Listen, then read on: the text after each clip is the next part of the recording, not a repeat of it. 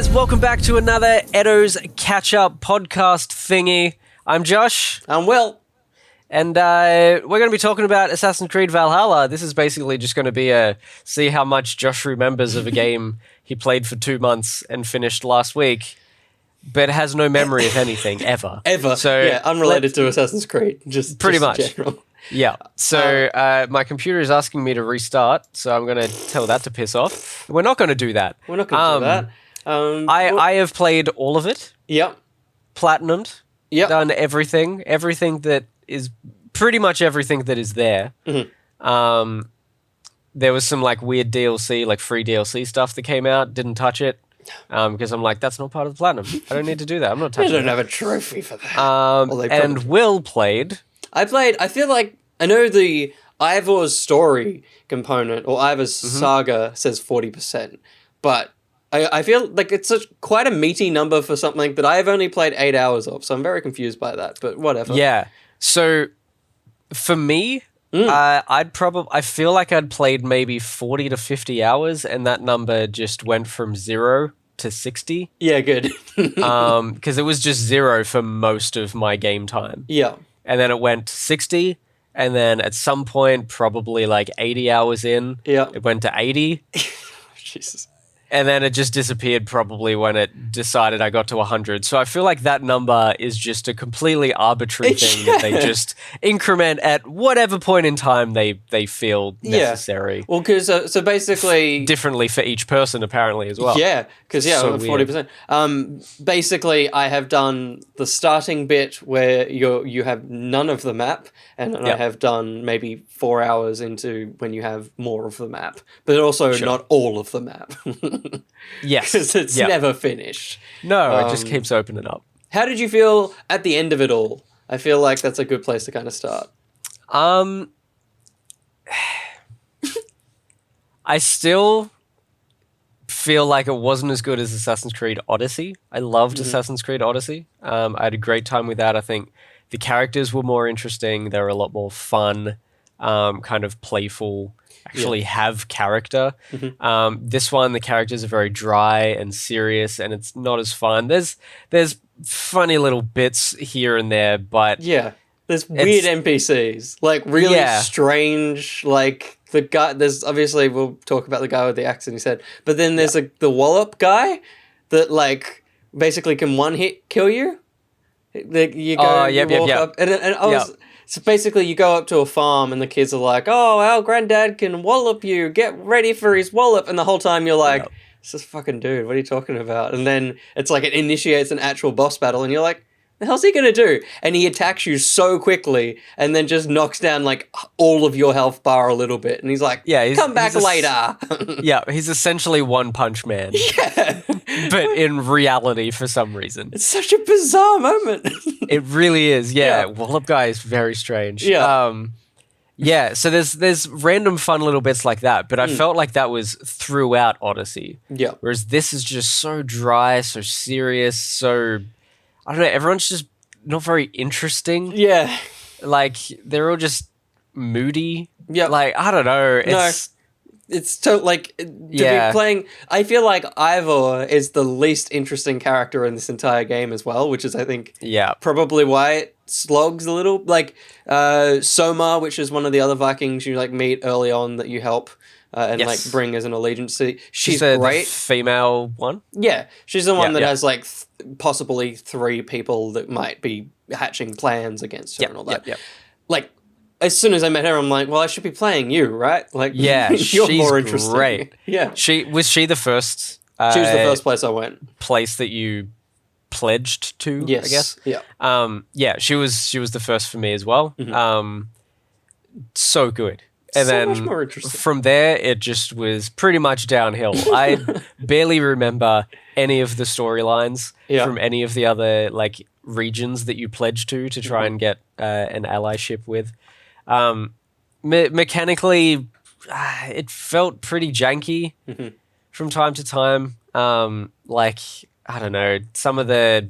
Just like swinging the axe seemed very like just very random. Yeah.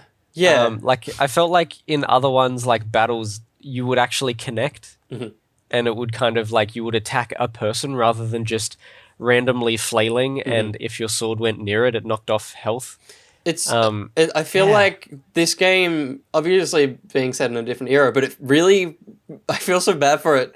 And I didn't even enjoy this game when I played it, but having played Ghost of Tsushima and then this, I'm like, if you had the combat of that game in here, I feel like it would have elevated this game to a next level. But the fact it's just like light attacks and heavy attacks, and that's kind of it. And then there's like special moves, but they feel impossible to ever use. Like, there was maybe one of each that I used. Yeah. Like in the end, because I platinumed it, I ended up getting all of them. But there was one like melee special attack that I used, which was essentially jumping on top of the person. Got that one. And that would kind of knock them down. Yeah. So that was just really good. It would take off a lot of health. They would be knocked out for a while, so you could swing at them a little longer with like light attacks or heavy attacks. That was super helpful. And then the arrow one had nothing to do with arrows, because I think at some point I like rescued a wolf and then got this ability where I could summon that wolf to essentially do what I did in the melee attack and just jump on the person and knock them down. But it would take off so much health, like nearly half of the health for like bosses. Yeah. Like the people that you're supposed to spend like 10, 15 minutes fighting. Yeah. It would take up like most of them. And then you could do that multiple times in one battle, and then they're dead. I've barely touched them. I'm going to make that a note to use that attack more often. Yeah, it's freaking great if you can find it. So those are the only two I ever used. And it's pretty much just knocking them down, and then you can just smack them a bunch. Wish that I almost don't want to have any activator, because it just adds these 2 extra big black wheels on the bottom of the UI, and I'm like, it looked better before you were here. Like, go away. It kind of gets pretty messy at that point. Yeah. I don't know, like the random swinging when you're trying to like mine. Oh God. It's so like that was the most janky thing ever. Like you usually like I always had a hammer. Almost always used a hammer. So like you swing at that, you would think like, it's just gonna break it open. It doesn't. No. For some reason, because it doesn't connect until you do like a backswing. If you press it twice, and then maybe that one will, but maybe you got to press it one more time and then it'll hit. Like, it just never worked. I feel like they should be like, if you're in a proximity and you're trying to attack, break the freaking thing open. Like snap them a little bit, like lerp them into the lerp. Yeah. Programming game terms. Just like shift them into a position and get them to hit it, and play an animation of them doing that. Don't make it as long as freaking Skyrim, because that is way too long. It's dumb. Just turn them, hit it, done, collect all the things. Don't make me press triangle like 4 times. 3 or 4 times to collect everything. Just give it to me. That was another thing. I think during my playtime of playing this game, I feel like they added an update when you attacked enemies, it would automatically loot them. Right. Because when I started, that was not a thing. Yeah, you had to loot every that isn't enemy. working for me, so maybe I have to turn it on or something. Unless that's like a skill that which it shouldn't unlock. be. It really shouldn't be. Oh my God, it must be a skill then. Yeah, there is an enormous skill tree in this as well. I think there's 406 skills because you start at power 1 and I completely maxed it out and had 406, like power level 406, and then there were mastery skills as well, which would just like, you could say more health, more attack, or more health, more stealth damage, or more health, more range damage, and you could just, I think that was infinite. Yeah, I ended up getting like 40 of those in the end, and just throwing those everywhere, like crazy. It's such a strange skill tree because, like, it's for me, it's one of the few that I actually enjoy because I'm getting so many points, I can just chuck them in places, and it's like it's giving me the number that I need so that I feel confident to go into the different places. I think the strange bit for me is like you level up. but there's no level that you're leveling up to. You just level up this little box, which gives you 2 experience points. It's like, it's weird that the power level doesn't correlate to something else. Like, you just keep cycling through and just getting another 2 little coins to do it. It's weird that the thing that is filling up isn't its own leveling system. Like, that isn't the power thing, that the skill tree is your power level is weird it doesn't, to me. You don't have, like, a damage number anywhere. It doesn't show you, like, this is what you're leveling when you add this into this, or when you, like, increase your power level. Like plus 5%. It's like, on one. Or, like, show me a number somewhere. Like, it's just nothing. It's very strange. It seems completely arbitrary. Yeah. And as I kept playing, I would do things like, I'm trying to, like, you would go up, you would do a, like, 1, 2, 3 hit on someone. Yeah. Throughout the entire game, nearly the entire game, it would end up dropping their damage to pretty much the same point every single time. Even though I was at 406, I could hit anyone and it would still just drop it. So it's like, as you're increasing your power, everyone else's they're just rubber banding health. Health is increasing, and it's like, so what's the point? Don't give me any skills. Don't upgrade anything ever. Yeah, because you're not giving me anything extra to play with here. Like, I'm not dominating anybody. I love so much doesn't make sense in this. I love how much you're saying that for someone that has spent so much time in this so game. long, man. I think so. For the people who, I don't know, for the people who don't know, which is probably most of you because I don't have many of you on Facebook, I think I spent about 130 hours playing this game, which for me is a lot. It is. Because, like, everyone, like, I've had a lot of people on Facebook and other people just be like, oh, that's not that much time. I've spent 1,000 hours in this game. And it's like, well, I play a new game, like, every week, kind of thing. So this is super significant. I've barely spent over 100 hours on any game. Barely spent 50 hours on any game. Because as soon as I finish it, I'm done and I play something else. Like, I don't revisit games. Or I don't finish it. I don't need to finish this game. That's enough. Yeah. Which, for me, doesn't happen often. I grind to the end of games, apparently, like this. No matter how much I don't like it. But unless I just kind of forget and get distracted, that's when I don't return to games. And I never finish them. It's just an accident. But, yeah, like, that was a significant amount of time. I just cannot tell you whether I enjoyed my time in this game or not. I kept going back. I was feeling fine about it the entire time. And now, like, looking back, I'm like, I really didn't enjoy much of that game. I think I'm getting angrier talking about it now than, apparently. Like, I don't think I've realized any of this. I don't think I thought about it until now, because I have no one to talk to about it because no one's played it. No one. We put the call out in our Discord. If you want to jump into the Discord, head on over to patreon.com/each to their own. Just right on tier 1, you get in there. And yeah, no one responded. Everyone was like, oh, well, Dingo was like, oh, you didn't tell us. It's like, no. I was just like, surely someone has played this game. There's some notes. Some piece of information, but no. I don't know. The thing I kind of want to talk about is this reintroduced 2 things of assassins-ness that had kind of been missing in the franchise for a little while. The Hidden Blade wasn't in Odyssey, was it? I think it was in Odyssey, and it also wasn't in Origins. Yeah, so it brings back the Hidden Blade, it brings back your hood. In my 9 hours of playing this, neither of them have been functional. like there's just no use for them. Yeah, I have, like, no use for the hood. If anything, you go into an area, she automatically puts it up. I don't think I ever... No. Like, sometimes I would do the blend thing. Most often, I would do it by accident. Because I'd, like, walk up to something. I'm like, what's over here? Like, just because there was a little marker of something. So I'd go over and press it, and it would be like, oh, I'm sitting on a chair now.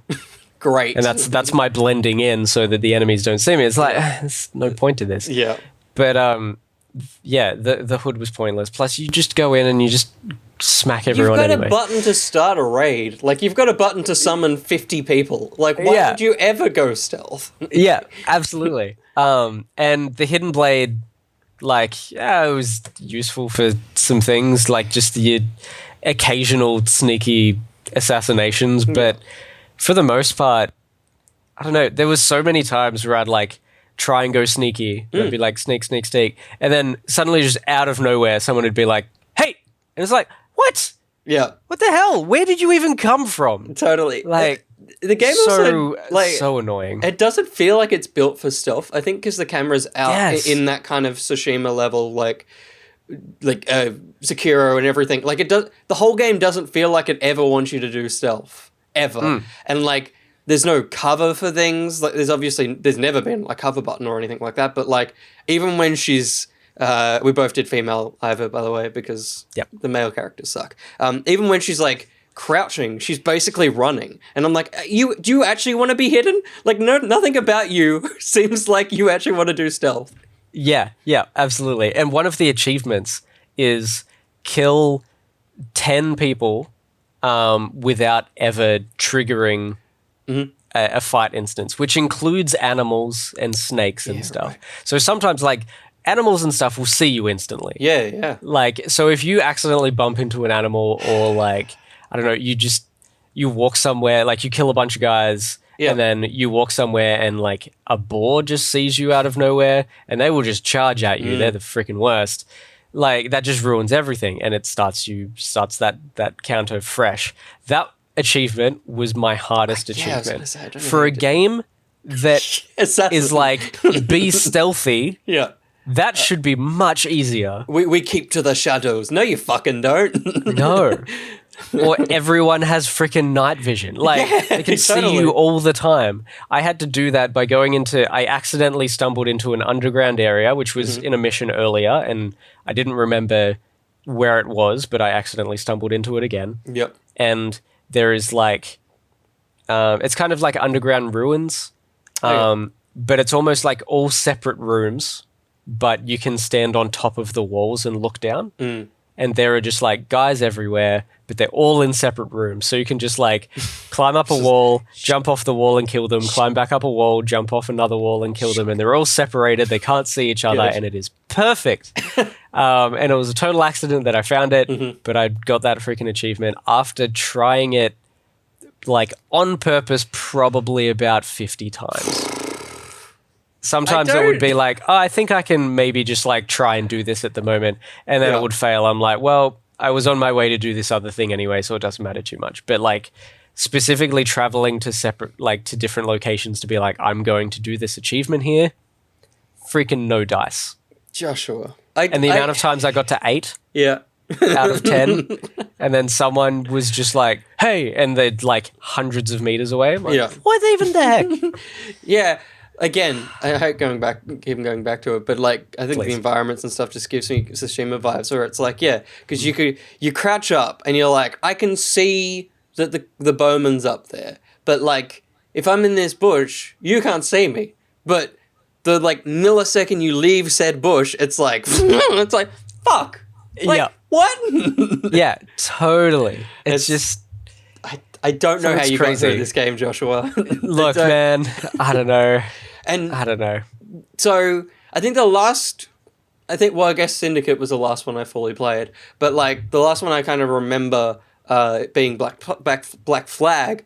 I despise the boats, and that's why I love Syndicate. And then this, thankfully, it's not all about boats. It's very like boats are mainly just getting you to and from locations, but still, I don't know how they ever thought they were going to make a boat game, because the boats are just not fun to control in any way. They're not great. They're really not that great at all. Like, yeah. They're like, I don't know. The turning circle is weird. Like, everything's just really slow. Yeah. And like the ease of kind of going, I need to reverse. Like, when you think about a boat, like, it's like, all right, they should be hard to reverse, I guess. But this is a video game. Make it easy. Make it easy, snappy, quick. I just want to get to this place. I don't want to be in the boat. This is a video game inside a video game. So you have like all the laws to play with. You can do what you want, and Yeah. no, it's not fun. It's like it's freaking clunky, and I just stopped doing boats. Hope the Yeah. next game is a modern day or like just somewhere where there's not boats because Yeah. I don't enjoy it. And one of the achievements is to break or to destroy 5 boats within 2 minutes Jesus. with your boat. Yeah. Oh, right. Like the Yeah, little so you have dinghy to be boats in the and stuff. boat. Yeah, so you have to run into those, which sometimes take a long time. But then, like, because that boat is so crappy and hard to Yeah. control, it just like it gets jammed on stuff. Yeah. Like it's just impossible to do. Yeah. So I had to jump in all those dinghy boats, line them all up along a river, Amazing. which took me like 15 minutes Yeah. to get them all to like go down the river, find one, like bring it all the way back, and then just keep ramming all these boats in a row. So there was nothing else to get caught on, and there was 5 boats there, and I did the achievement, and I was freaking out of there. It's So like, why did I do this? yeah, as much as you like that, I feel like this you've really had a unique experience with this game in the things that you've had to do, and I feel like a tiny part of me is jealous that you did it, like just for moments like that Yeah. you can think back on that you had to line up dinghies to. It's pretty funny. Like Yeah. there was some definitely like funny dumb moments in this. Do you have an achievement that you like one of those kind of moments that's like the top tier one that you can think of? Trying to think of what the achievements were. Hmm. One of the other ones, probably the main other hard one, Yeah. is you have to kill 3 hard enemies, which are the ones that have like a little skull next to their Yeah. name, which I think for the most part you have to be under power level like 250 or 300. Right. So when you're at 406, you have to like delete all of your Like reset. skills. My Yeah, gosh. do a hard reset and then get them all up again, like place them all to get up to that point, and then you can start having hard enemies again. So that was freaking frustrating. But you have to kill 3 enemies that are hard whilst you are on fire. Yeah. So that took me ages to work out. And I eventually, like, because I was killing so many enemies when I thought I was on fire, Yeah. like I must have killed 20 whilst just being on fire. I for anyone wanting to do this, put as many skills as you can just into health and like fire resistance. Just do that, like all over the place. Get yourself up to 250, 300, and then go out and do this. That's how you do it, because your health goes down very, very slowly. But yeah, I just kept doing it, and it just wasn't popping. And I'm like, this better not be freaking bugged. Actually, there was one other achievement which was kind of fun and interesting. But it took me a bunch because I thought it was bugged, but it eventually popped.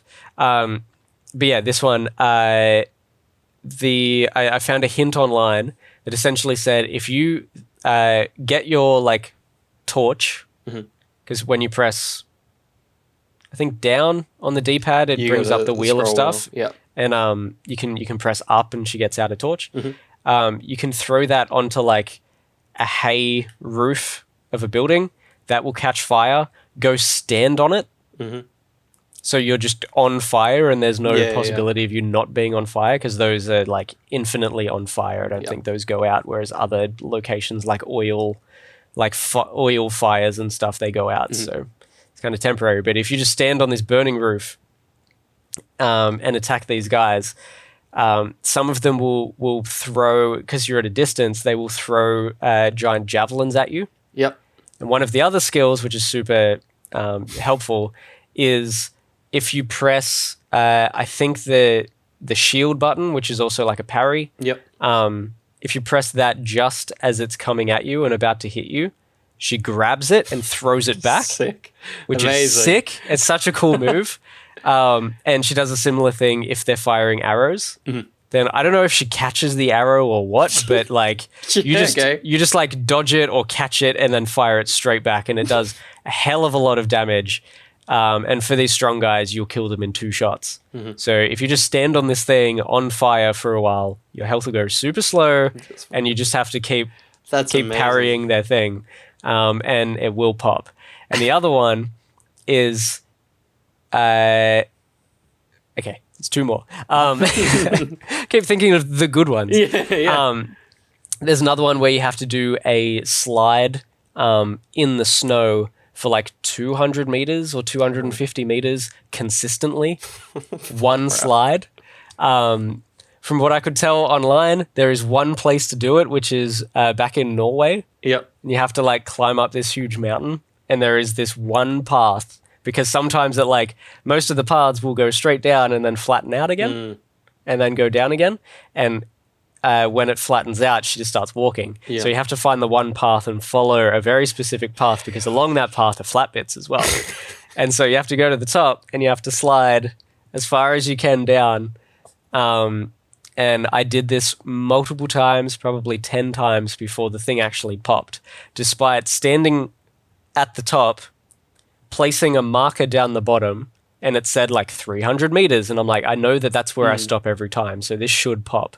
And then sliding down, never stopping, and I get past the marker that said 300, and it still didn't pop. And I just kept doing it, and eventually it popped. It did it. I don't know what the hell the problem was. Yeah. But I got there. That was super frustrating.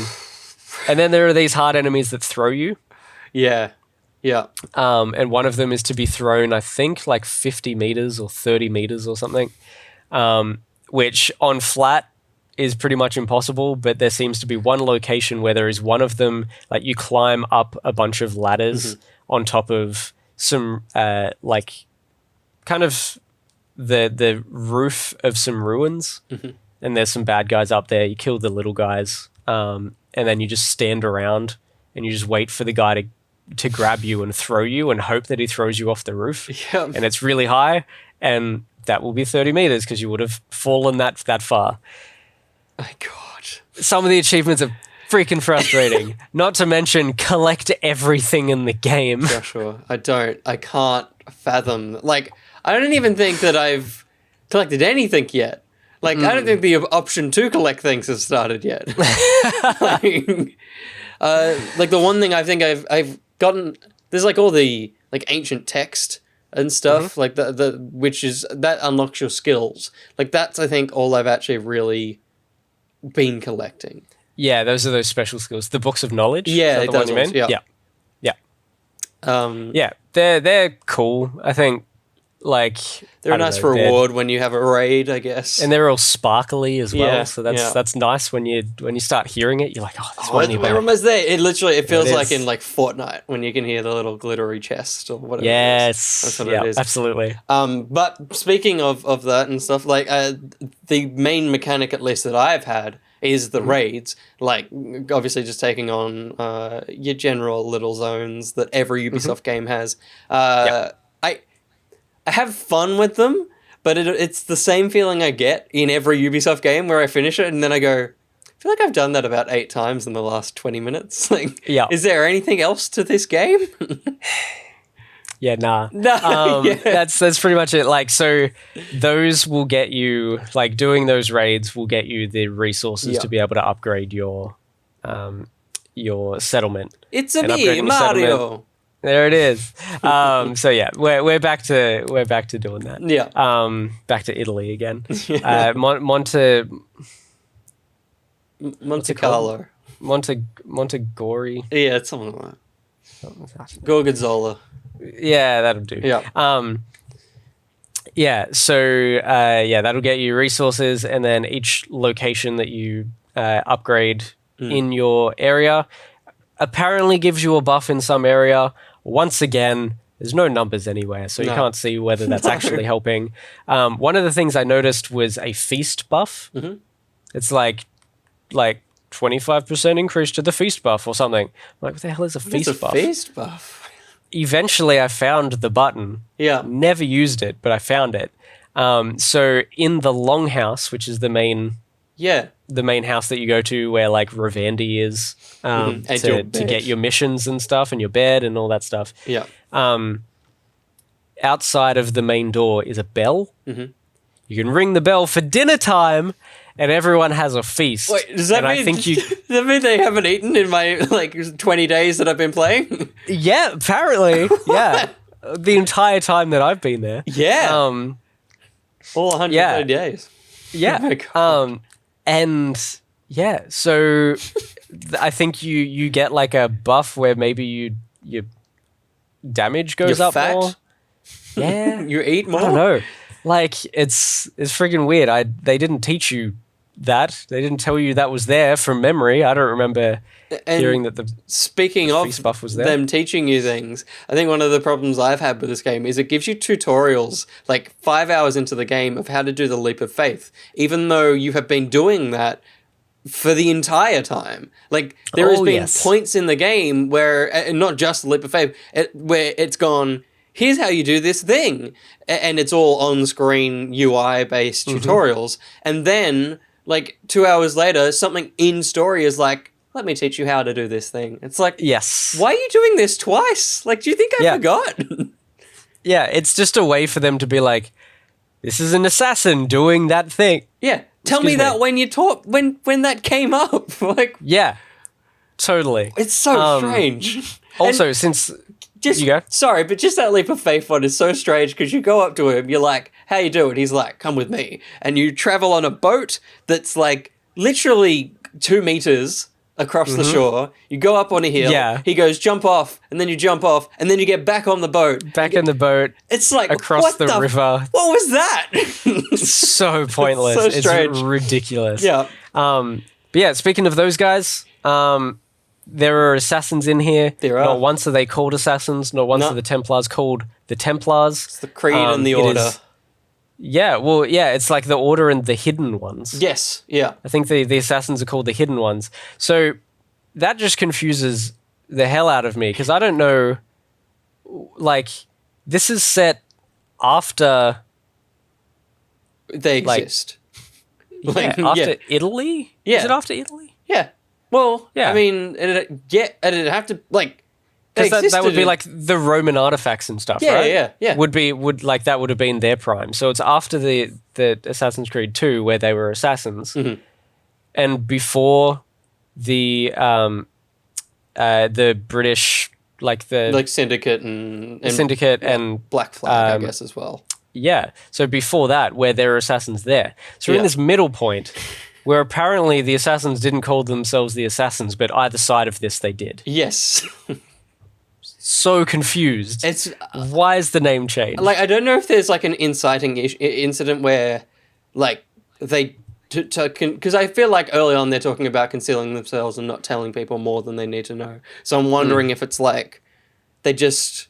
It's not that they weren't called it; it's that they were holding that close to them and they just didn't want to say it because you weren't an assassin. Yeah, but at the They same never time, called themselves the assassins. nothing in the UI says Templar or anything No. like you as the character of Keeley or whatever the fuck, like you know what a Templar is. Your like little photo guide in the menu should say Templar. You know what that is. Yeah, absolutely. And then, like, it's not like they're really hiding themselves that much because they put their logo all over the outside of their building that is in your settlement. Yeah. And inside and everything. It's just everywhere. Yeah. I will say I did like when they give you the hidden blade and she puts the blade on the outside. Yeah. That's funny, And they're right? like, "Oh, you're supposed to hide that." It's like, I have no intention of hiding my weapons. Yeah. I think she Like, says that's pretty great. I don't want to make the same mistake you guys did. It's like, yeah, fuck Yeah, you. that's great. Yeah, it's so good. Yeah. So yeah, she just essentially punches people, and then there's a blade that comes out and kills them too. It's great. It's like, of course. Like, Yeah, why would so you easy. do that? Yes. Yeah. I don't know what else. Do you have any Yeah, questions like- about? Well, I mean, this is more of a question of the previous games. Have you been? Is like Zelda pot smashing? Is that new for this game? Did you used to pot smash in Odyssey?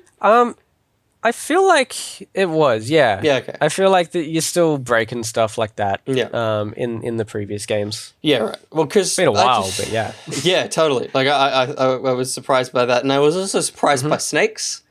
which you mentioned Yeah. earlier. Why? So random. Like, Why do that? Kind of pointless because they take off such little health. Yeah, and What's the point? and just like mining friggin' ore and stuff, you're already hammering the button, so that by the time the snake's gone, you're already still hitting it in the face. Yeah, It's yeah, like, totally. Why are you here? Because they don't lock onto anything. You're just No. like, oh, I'm just going to keep smacking this until I destroy every Every box pot and and pot here. I like that you can just destroy stained glass. Like it's the thing of like, I feel like there's a discrepancy in what you can and can't destroy sometimes. Like when they're like, this door is guarded. I'm like, surely if you hit it with an axe, it's probably gonna break. It's still wood, right? Yeah. Like the barred doors and stuff. Yeah, I'm like, Yeah. Some of those, I feel like that pulled me through. The fact that things weren't just like, just go in and do it. Mm-hmm. There were constant puzzles. Yeah. I kind of like that. Like they by the end of it, you ended up doing the same puzzle so many times because most of the time it was just like, find a window where you can see where the bar is that's holding the door there, and then shoot an arrow at it, and then the bar will break and you can get in the room. Some of them were quite different, which was cool. There were other places where like there would be a piece of armor that you would have to collect. And so you would go down into these like catacomb sort of underground areas. And there was this place where there was like a statue, and it had like holes in the back of the statue, like something had stabbed it in the back. And she was like, oh, like, what are these keys? Where do I get these? And what you have to do is, I don't know if you've come across them at all. No. I feel like they're probably more north, where you're probably like kind of east. Yeah, east currently. East and south area. Yeah. But there are these like crazy witch ladies who are also boss fights, like massive boss fights, and they're kind of magic, so they can like teleport around their little location and stuff. But they have the huge health bar, and each time you kill one of them, I think you get one of these daggers, and I'm pretty sure you also get a piece of Thor's armor. Yeah, right. And there's 3 of them, so you kill all 3 of them, you get these daggers, and then you go down and you put them all in. You put them all in, and then I think you get another piece of Thor's armor, and maybe at some point, maybe when you do that, or it might be when you finish like the whole order stuff, you then like you kill all of everyone in the order, which are all the bad guys, the Templars. Should just be called the Templars. You go talk to Hassim, I think, or Basim, who's one of the assassins, and he gives you another piece of Thor's armor, I think. Right. You put all of that on, you go to Norway into this cave that I don't know how anyone found it, but it's in the top left corner, like in the middle of freaking nowhere. There's nothing there. How could the Vikings not have looked in the top left corner? Like, why? Just look in the top left corner, guys. I just mean, like, I don't know how any players found it. Yeah, right. Like, I don't know if there was a thing that tells you, like to look there or what, but I have no idea. But you go in there, and Mjolnir, Thor's hammer, is just sitting there. And you have to wear all of the pieces of Thor's armor to be able to pick it up. And then you don't have to wear it anymore. You can just use it whenever you want and put on your other armor. But yeah, that was kind of a cool little quest line, I guess. Yeah. There's a few of those sorts of things. There's ones where you have to collect like British tablets. So just like little stone things. And I think there's like 12 of them or 18 of them or something. And you have to go into this other giant cave, which is this wild, stupid cave. Like, it's huge. It's very like Assassin's Creed futuristic cave. Yeah. And you have to like kind of jump across all these platforms and stuff. And you have to place each stone tablet individually, which has a whole probably 15 to 20 second animation of her just getting it out, putting it in. It goes and kind of moves around, and then she's like, I wonder if there's more of these stones around. And then you go to the next one. It's like, you've already got them all. I've collected everything in the game. Yeah. You know that there's more. And you have to go around to every single one. She pretty much says it for every single one. And then that gives you the ability to pull out Excalibur. I was going to say Excelsior. Excalibur. And then you have like this giant Excalibur sword, which is also kind of cool. But at that stage, you've probably finished the game. Yeah, so totally. There's no point in using either of those Can you things. dual wield Excalibur and Mjolnir? Probably not. Ooh. I feel like Excalibur would be a two-handed weapon. Yeah, I don't know. Because that'd be cool. Totally forgot that I think there is a dual wield skill. Yeah. Because no matter what. One side I think one side I only use for shield and the other is sword. Yep. But I totally forgot that there's probably a dual wield weapon option, and you could do one of each. I didn't think of that. You probably could, because I think Excalibur was a single hand, because I still had my cool. My shield, so you probably could, but I've deleted the game, so don't need that. I'll never know. You'll never know. Tell us your experience of your opening time playing this game. We should have done this earlier. We definitely should have, but hopefully people haven't quite dipped out yet. That's fine. I obviously, when the PS5 launched, I had this game already ready to be installed. We got codes. It was lovely. Thank you, Ubisoft. Sorry about the game. But I had it installed, so I played like maybe an hour or two. I basically did the bit where, like, the opening up to the monastery with the crazy witch lady, and then I think that was pretty much it. And I was like, I already hate this game, and so I didn't keep playing it. Then I came back to it on Friday afternoon, played it, did the first like raid on a village, ran up a pole to kind of like drop down on someone and knock him in the head. As I ran up the pole, just got stuck. And she was frozen and locked in place, and people kept firing arrows, but they didn't fire enough to kill me, so I just had to leave the game. And then when I came back to the game, my save was gone and corrupted, so I just started again. That is crazy. It wasn't a great start. No. But I will say I definitely like think it was good. It's like, I feel like we both did it with like BioShock or like Dishonored or something, or it was like we played a little bit and then it was like left it and then came back and was like, no, we need to play this from the start. And I think if I hadn't played it from the start, I don't think I would have played 8 hours nor wanted to continue. Sure. Yeah, sure. Fair enough. I didn't have any major like game breaking bugs like that too much. Like that, I guess not that bad, and like deleting my save. Yeah. Otherwise, I definitely wouldn't have platinumed. But there was a couple of crashes, I think, that I had where it just went, like, just totally crashed. When I was trying to go for the platinum and collecting everything, I'm like, I should probably go to bed soon. And I collected one more thing, and then the game crashed. I'm like, I'm going to go to bed now. That was a great time. Yeah.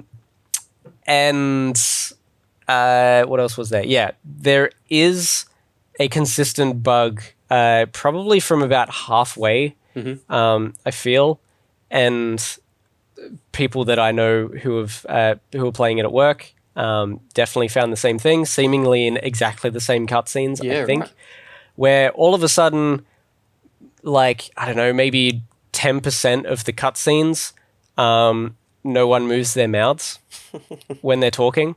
So there's voices and people talking, but no one's mouths are moving. They're just closed and looking around and like doing hand gestures and stuff, but no one's doing no one's talking.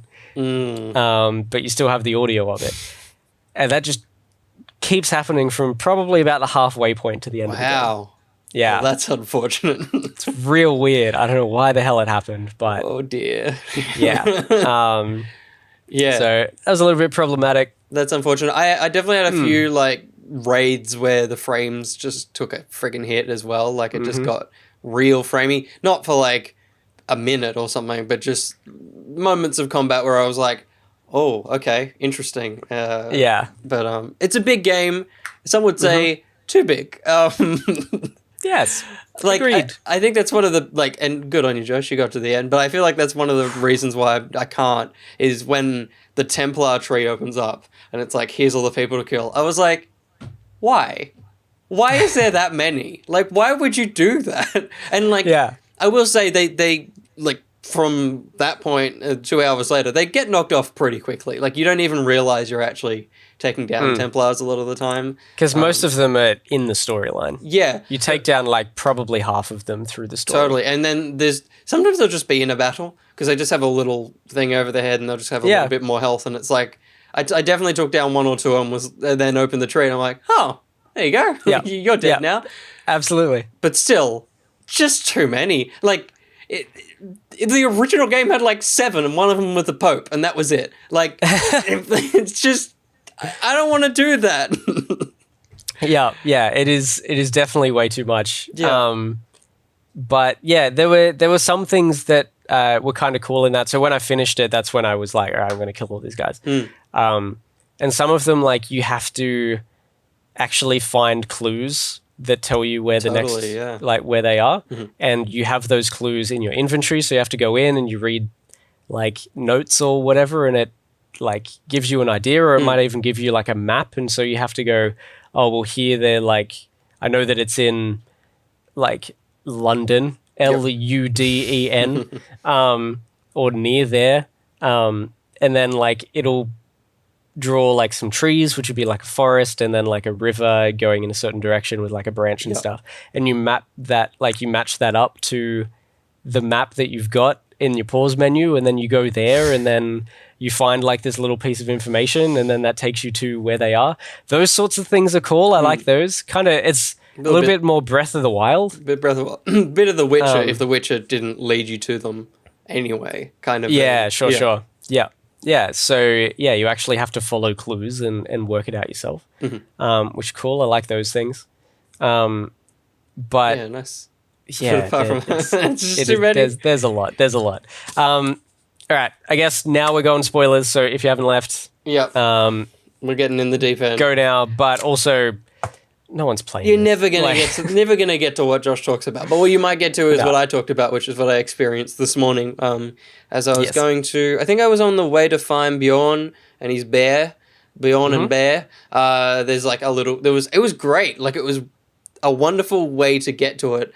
What you actually get to, I thought was fucking stupid. But as I'm walking, like the trees started to glitch out and like stuff started to like glitch, and I was like, fuck, that game's gonna crash. Like, oh god. And then as you get closer, there's like this little glitchy thing, and you touch it, and then you turn into the human character, and then it's just like grey box Mirror's Edge. It's like, what the fuck is this?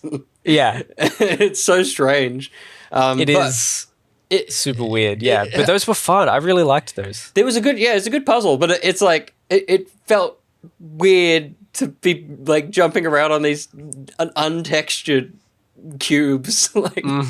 But I guess there's a little bit of that in like the Desmond games as well. Like when he goes in. When he's trapped in the Animus as himself, he does a little bit of that. But it at least has like foggy, like misty stuff going on. But it's just like big, bright blue cubes. Yeah, I can tell you more about those. Yeah, in spoilers, because there's some stuff about that. Yeah. But yes, that'll it leads to some pretty cool stuff. There's this whole other section of the game. Again, this is part of spoilers, so please leave now. But there is this whole like side story, which you could probably miss if you don't go to the Seer much. Is that Witchy Lady? Yes. Yeah. So at some point in the story, she turns up to your village. Has she turned up to yours yet? I don't think so. I think at some point in the story she had to stay for her mum. So I assume her mum dies, right? Yeah, something like that. Yeah, cool. So yeah, then she turns up. You build her like a house and stuff. And then she makes this potion, which puts you into a sleep because you're like, oh, I'm having these visions, which, by the way, at some point, those visions just do not matter. Good. So, like, I don't remember anything. I was going to say, because, like... those visions past... When it opened with, like, the doorway and the dog, and I'm like, this feels like kind of shit in a TV show where they start in, like, the opening episode, you're like, oh, mystery. And then they never do any... Like, it feels too big to ever resolve. It's like... Yeah, good. Yeah, totally. Good. Because I think, all right, the whole point of this, I think, like, I'm just trying to remember. Of the 130 hours. Yeah. There's so many points in this game, especially when doing all the different, like, pledging and finding allies and stuff, where I just zoned out because they're just not interesting. A lot of these people are just not interesting to listen to or to talk to. So I just zoned out of so much of this story. It's like listening to a podcast from us from like 2011. We weren't even making podcasts, so I don't know why I chose that date. Very nice. But yeah, you basically your brother, for whatever reason, at some point, just believes that he is a god, or like descendant of the god, of a god, and he sort of has this huge, like, grandiose opinion of himself. You eventually have to find this lady called Fulke, who says that she, like, collects special items and you know, I don't know what you call them. Collectible things, basically trinkets and whatever. Yeah. And she believes that they have, like, possess, like, magical powers and stuff. And one of these things will tell you something about, like, your spirit or whatever. I don't remember. Anyway, so he's after her. I think she gets kidnapped. You break her out. She takes you to where she lives. Yeah.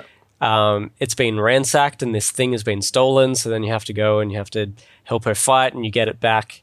I think she ends up essentially taking Sigurd, your brother or your stepbrother, whatever, adopted brother, with her, and they discover through him touching it that he does have something special about him. So she essentially, like, kidnaps him and holds him hostage, cuts his arm off. This whole thing seems to just send him insane. He just goes insane with, like, she's what I needed. Like, she did the best thing for me. And it's almost like Stockholm syndrome. Like, he's fallen in love with his captor and whatever. It's freaking weird. Because he now no longer has an arm and is essentially like, I have nothing to live for. I will have no glory, which is all this freaking Viking stuff. Yeah. And so he goes into this, like, weird depression. You end up killing one of his friends who's a total douchebag to you, which is fine. Dag. Dag. I hate that guy. That guy. He's the one that, like, every time you do anything, he's like, no! I disagree with you. Everything you think. Yeah, it's like Sigurd's out and your people, like, the people that are in the town need you. So you're like, all right, I'll help out. And it's like, you're trying to be the king. It's like, no, Sigurd's not here and these people are going to kill themselves. Like, oh, God. Friggin' hell. You end up friggin' offing him and then Sigurd gets mad at you later. But, yeah, Fulke, you end up having to attack and kill Fulke. Turns out she's part of the Order, of course, which makes sense, which is why she's trying to, like, get him and use his powers and abilities and lineage and whatnot.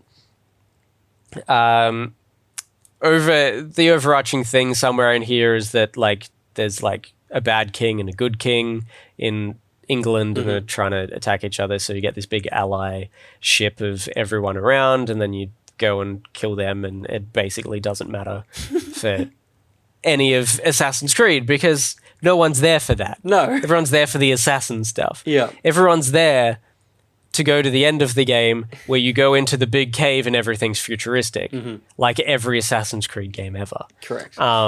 This is no exception. You go back to Norway. Of course, it's somewhere in Norway. And you go there. You find this giant machine.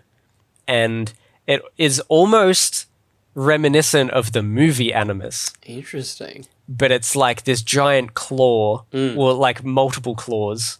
Or like maybe one claw with like 8 kind of fingies, and each one will come down individually and will like grab a person at the back of the neck and then pull them up and they'll just hang there as if they're just this dead corpse.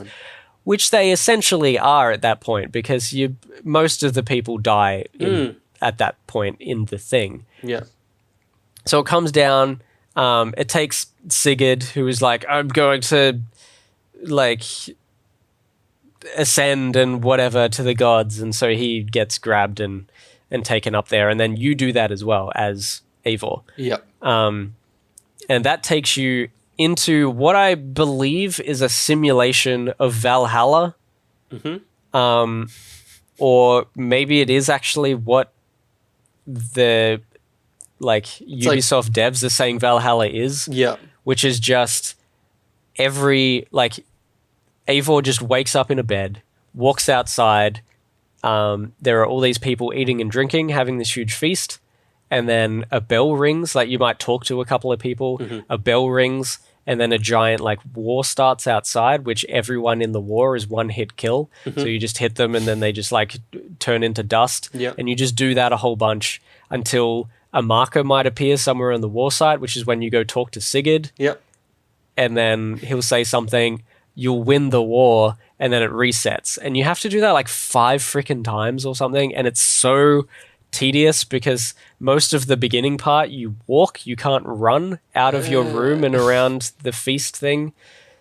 It's just so slow. And then she thinks she found her dad in there, which... After 100 and something hours, that can't be relevant. Yeah, which if you remember, which I barely did... Yeah.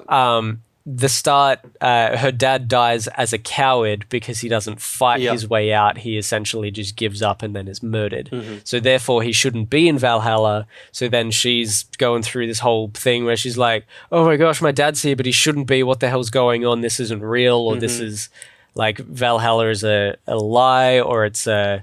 Jesus. There is no glory here. There's no point to it. She essentially becomes an atheist in this point. That's impressive. Which is wild because even after this, when I continued playing and talked to people, she seemed to just almost brush off in the end game where you could talk to these people not in end game moments. Yeah. She seems to brush off the idea of Valhalla a little bit. Wow. She might say it just to appease them and to not make them question anything, but she really doesn't feel like she cares. Yeah, wow. But yeah, she's like, this place is pointless and boring and dumb because it's the same thing every day and there's no glory in it because there's no point. The war is too easy. The war is always won. And every single time this thing resets, Sigurd has his arm back, but it always gets cut off again. Wow. He loses his arm in every single battle somehow, but he's always like, it's fine. And then he keeps fighting. Yeah. And then it starts and he's like, I've got my arm back. And then he goes out into battle and gets cut off again. Don't know what that means. There could be some sort of meaning. That's insane. At some point there, it's very weird. Anyway, you kind of break out of that somehow. And one of the other assassins, the main assassin, that's Basim. Who's the other guy? Hytham? Hytham. Hytham is the guy that hangs out and gives you Yep. pieces of Thor's armor and stuff. Basim is the dude. He turns up.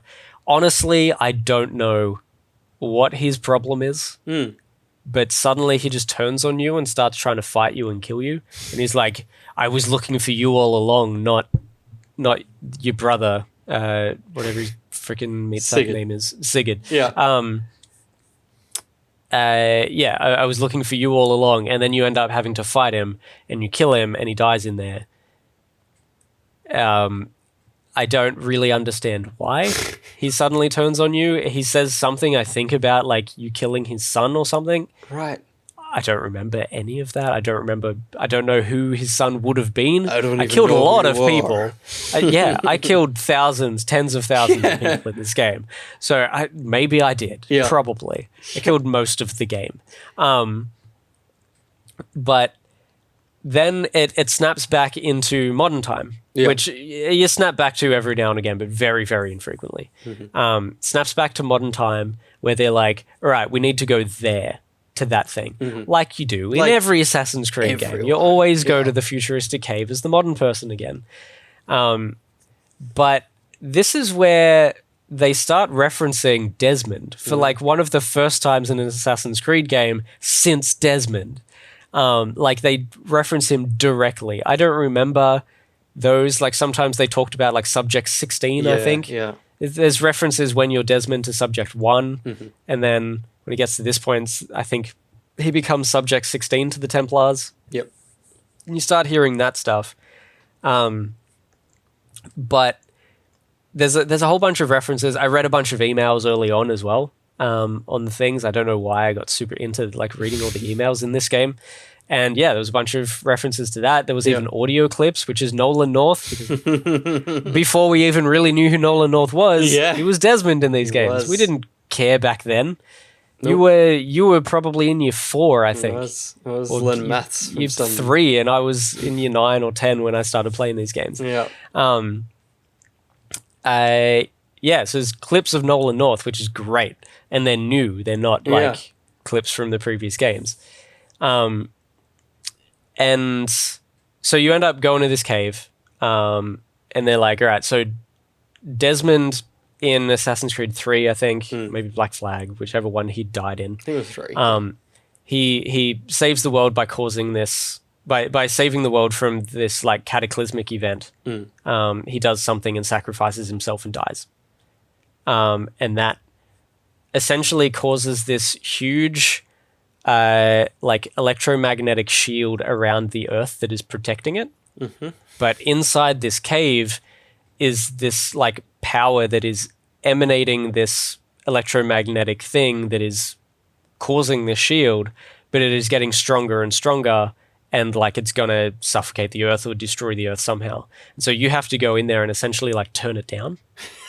But there's so much like radiation in there that you need to take one of the pieces of Eden, which is this staff that will keep you safe, protect you, and like regenerate your life force as the radiation is trying to kill you. It'll fix you up again, and you won't actually get damaged.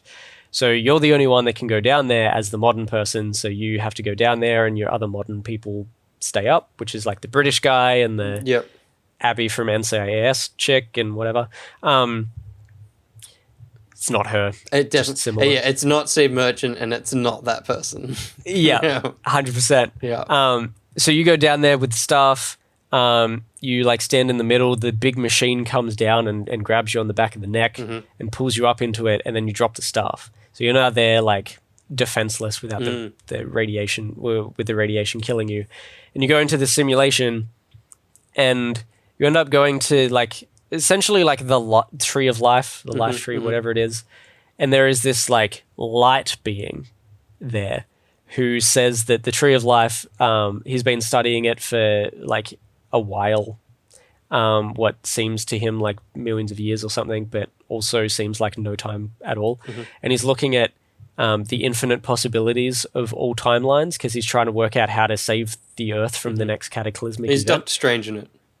Essentially, yeah. So he's looking at all these things, but he's just this glowing body of light.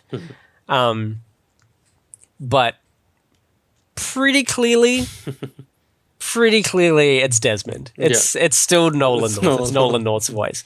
So he's not dead. He's actually just... I think they call him something else. Like they call him like the Watcher or something. It's probably not the Watcher, but it's something like that. And he's like the calculator or whatever, because he can also do crazy math and calculate all these things.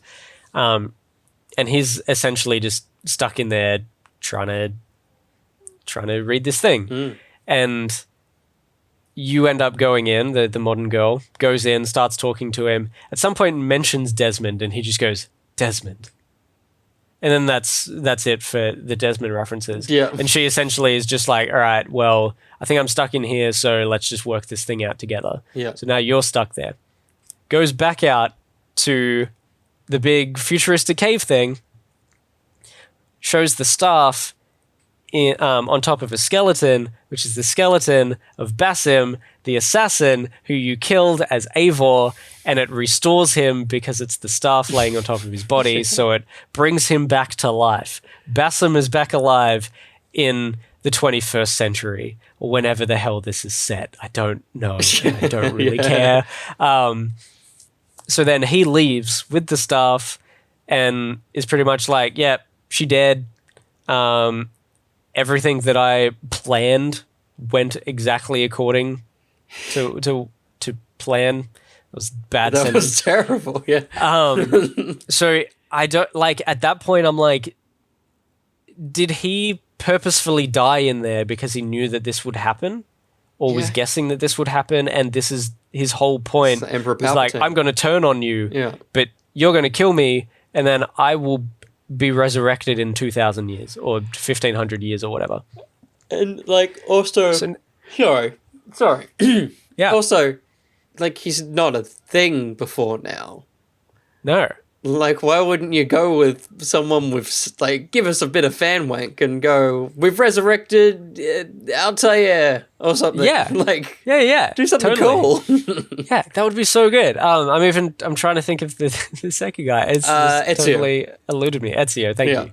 Ezio, something cool like that. But yeah, it's Basim. I guess they needed. We haven't really had a bad assassin, so they wanted that. I guess. But is he bad? I don't know.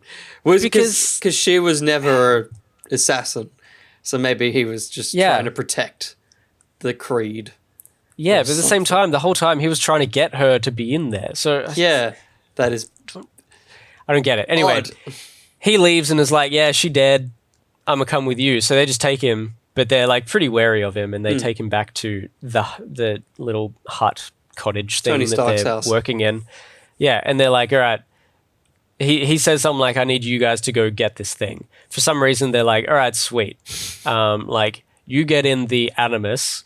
We'll just leave you to be unconscious in the Animus while we probably travel to another country or whatever and go get this thing that you've asked for, even though we're pretty wary of you and we're unsure." So then he gets in the Animus, and that's how you can play the post game. Amazing.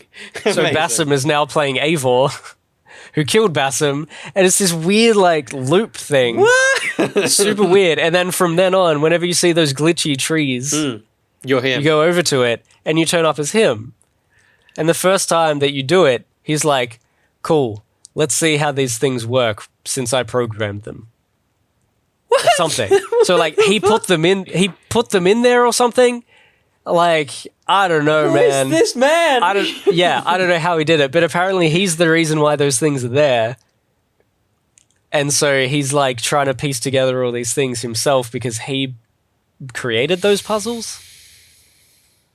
But it's wild. It is a wild ending. Like, I don't know where I'm so keen for the next one, even though I did not enjoy this, although I did. Yeah, the ending has like gotten me through. It's still just like, I'm gonna swear, batshit crazy. It's ridiculous. I don't swear. It's so strange. It's just insane.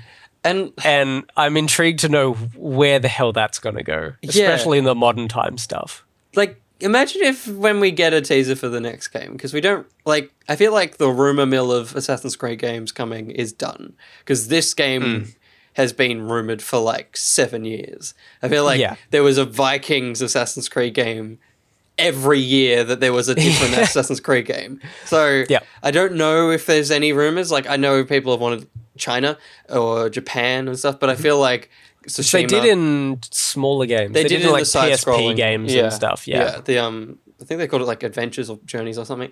But I feel like Tsushima and Sekiro and stuff have covered that in a way Assassin's Creed probably could. So I feel like like forget that. So like imagine if in their Ubisoft experience thing later this year, like it is, like it's a modern day one. Like that's it. Like entirely modern day, because now they have an assassin who's been trained. Yeah, and like because there's a modern day assassin in Watch Dogs, like maybe she links to him in some way. Oh, like what if this next game is like a convergence of all the things? Like if it's the end. Yeah, the end of Ubisoft. Imagine if this is the other thing about the Assassin's Creed series. Like, I want to keep playing them, but when are they ever going to finish this damn story? Yeah.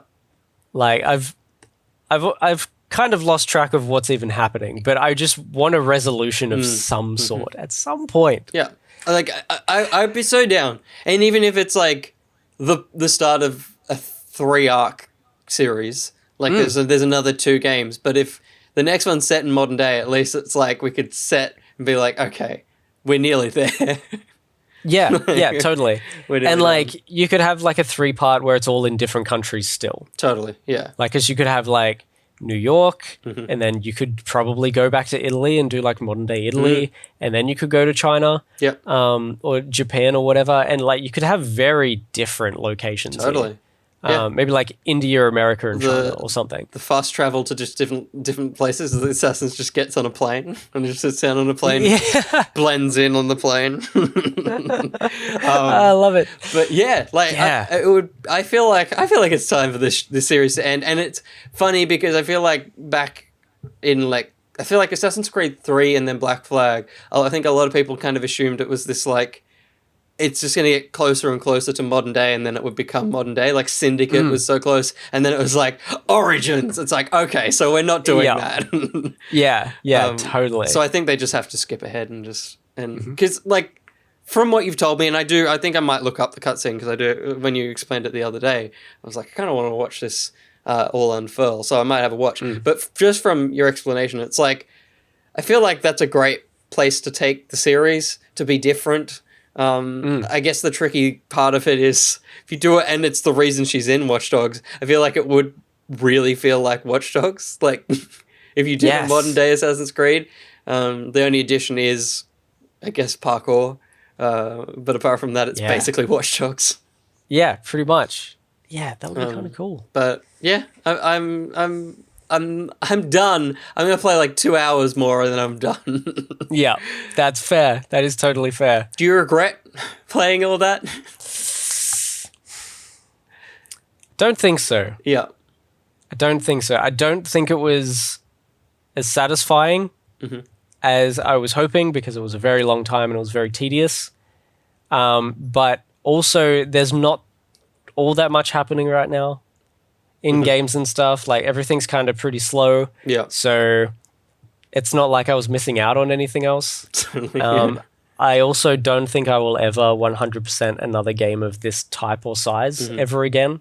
I'll stick to the small games or even the medium-sized games, but I will never platinum another Ubisoft game. I don't think I'll ever have time again. No. Anything above, like, because I looked up how long to beat just for the main campaign. It's like 54 hours. I'm like, if that's just the main campaign, like, God. Yeah, totally You're looking fair. at least double that to, like, platinum it, to collect everything if it's a collectathon game and stuff. Terrifying. It's too much. I'm definitely done, but thank you for playing all that so we could get an hour-long podcast out of it. And way longer than I think either of us thought this was going to go. Absolutely. Yeah, There was I think we were expecting 20 minutes. some good little anecdotes from a man that spent a stupid amount of time playing this game. It's too much. But if you want to give us some anecdotes about games that you've played, you can jump on over to patreon.com/each to their own.